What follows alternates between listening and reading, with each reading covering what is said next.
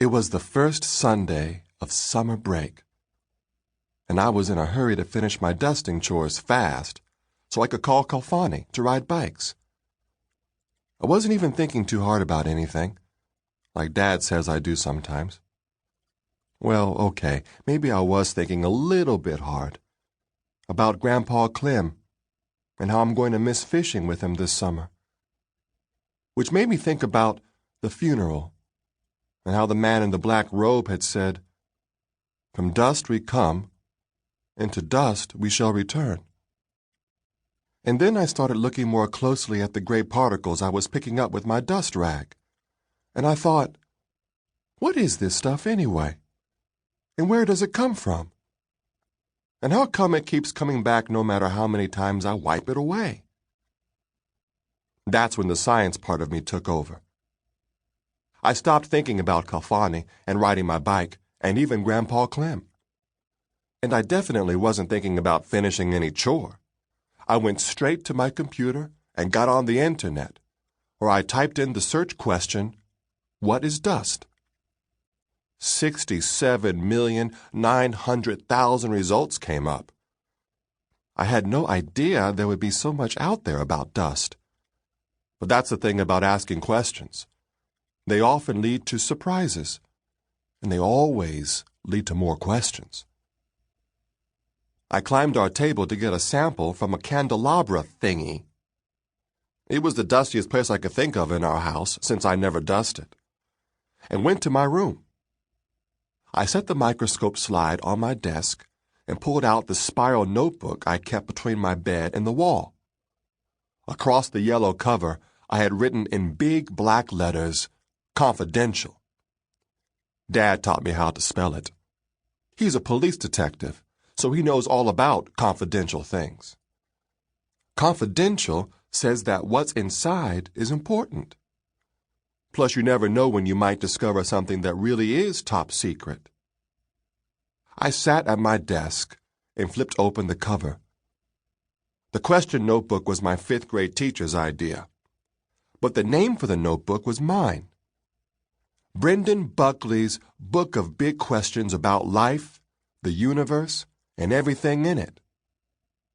Scientists, Mr. Hammond had said at the beginning of the school year, ask questions.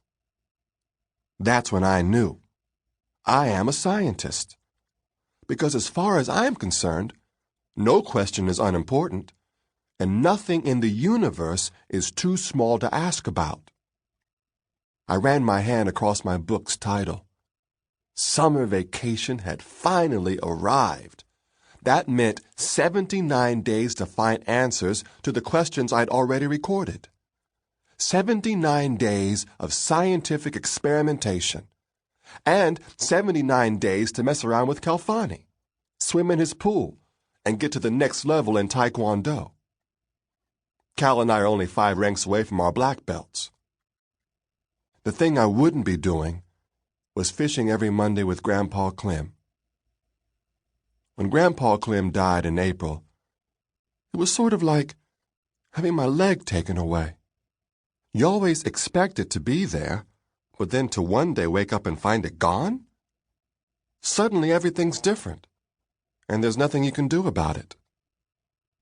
Now, Gladys is my only grandparent, because my other grandma died right after I was born, and I've never met my other grandpa.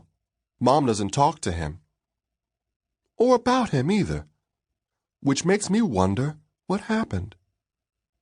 But I guess I can't miss someone I've never even known.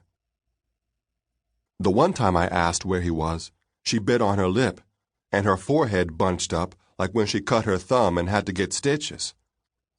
She just said, "Gone," and that we'd talk about it when I was older. So that's the one thing I know not to ask questions about. I turned to the front section of my notebook, which I titled The Questions. The back section was called What I Found Out. Under Do Centipedes Really Have 100 Legs? What's Inside a Black Hole? And Do Boys Fart More Than Girls?